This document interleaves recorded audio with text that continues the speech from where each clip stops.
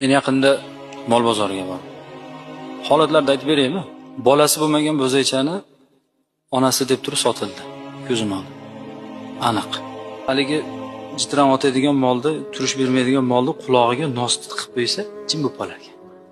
Zo'ra.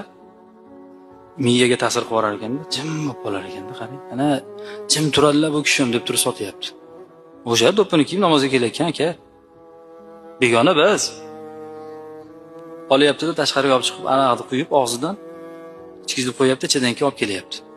Olib kirib turib nima qilyapti? Sotyapti, jim turibdi-da. Bu narsalarni bilmaydi deb o'ylaysizlarmi? Hamma biladi.